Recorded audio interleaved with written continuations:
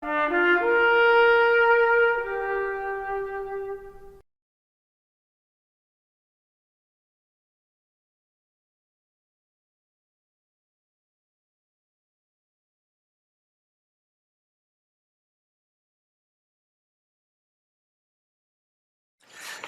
dad was a wonderful guy. He was a self-made man. He had a stiff leg, which he hurt when he was young, so he couldn't go to war in the first war. She had 4 kids to look after, not much money around, and every Monday my recollection is of her down in the basement with a scrubbing board doing the washing for all of us. Dad's business suffered, and he had a hard time keeping it going, but we were never short of food or anything. In 1935, I went on a student's tour.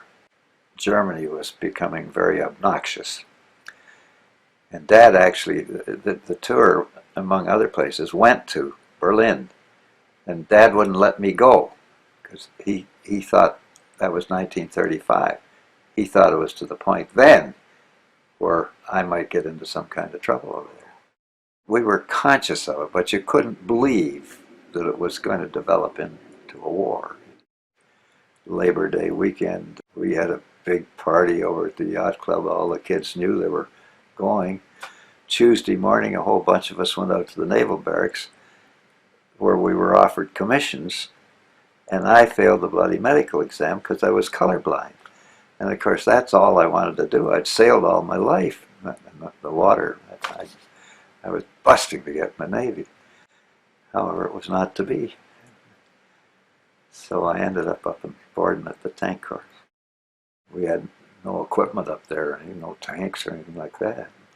There were a bunch of small town Midwestern guys, prairie guys, that had grown up hating Easterners, and I didn't even know this existed. This was news to me. We didn't really have any training equipment whatsoever. They got sometime in 1941 some old First War French tanks that would hold about 2 people, and they wouldn't move. The engine wouldn't work. And we'd stand in front of these goddamn French tanks and pretend we were an armored corps. We never did have any equipment in Canada at all. Training was a joke. We didn't do anything. No, never got any tanks. I remember we got a Jeep, 1 Jeep, and that was the biggest event in that regiment. Geez, all the guys wanted to drive the bloody Jeep. I don't think we would have fired a gun until late in '42. We went out to Wales.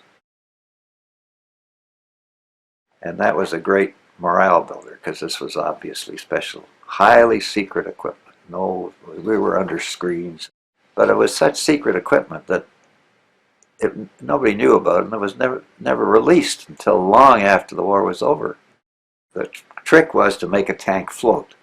Now, if you made it float, it was too light, not enough armor on it. An Austrian who had escaped to England came up with this idea to put a band around the tank and mount on that platform, mount a canvas screen, which would be just above the tracks in the tank.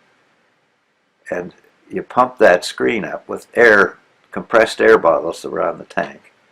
And the screen would go up, so if I was standing on top of the tank, I could barely see over it. So it was well above the tank, and it displaced enough water to float a normal 30-ton tank.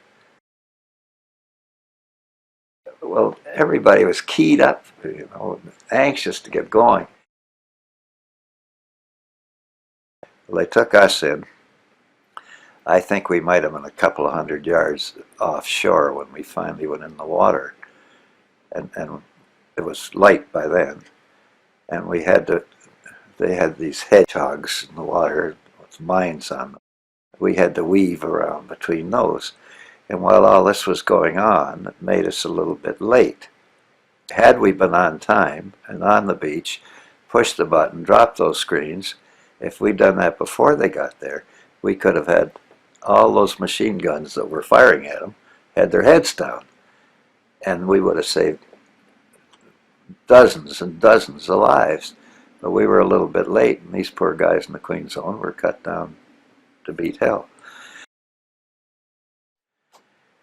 Then we got up to Carpacate Airport, and that was a bad show. 90% boredom and 10% sheer terror.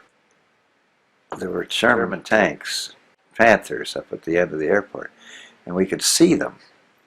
We could fire at them and hit them, and round just bounce up in the air. Well, hell, I bet we lost 10 tanks to every one of theirs.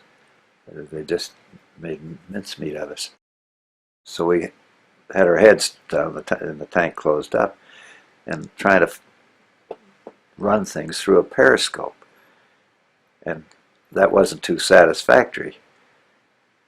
So I opened up half the hatch and put my head out and put my binoculars up. And a round came along, and their airburst is what I'm trying to say. An airburst round went off between the next tank and me, which we weren't far apart. And it ruined my helmet. And it went down my arm. A shrapnel went down my arm a bit and hit me in the neck a little bit.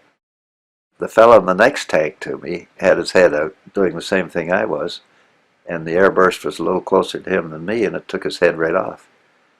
But I completely lost control of myself, and I jumped out of the tank, which was the worst thing I could have done. And God bless these tough Westerners. They yelled at me that they were coming to get me, and they dropped a plate out of the bottom of the tank, and I crawled under the tank and back in the tank. You know, I just lost control of myself, which was I'm not proud to say that by any means. I was lucky, and they were just tough, great guys, those fellas. So they took me into the first aid place, and they wouldn't let me go back. They sent me to England. So the war ended. The final announcement came through. You know, everybody all over the world was going crazy. Well, we thought, gee, this is great. The war's over.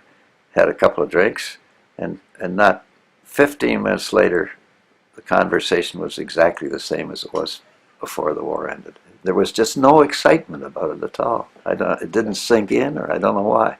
I came back in September, early September. My generation were all over there. All the English kids, all the Yankee kids. It was just something that was done. And you know, as far as joining up's concerned, you just took it for granted. I remember my dad saying, "Why don't you wait a little while?" I said, "Look, if I don't go with the advantages I've had in life, why should anybody go?" I said, "I want to go." I've said many times that I don't know anybody that didn't go to the war and get shot at that wasn't a better man for it, as long as he came out with his health. I learned responsibility.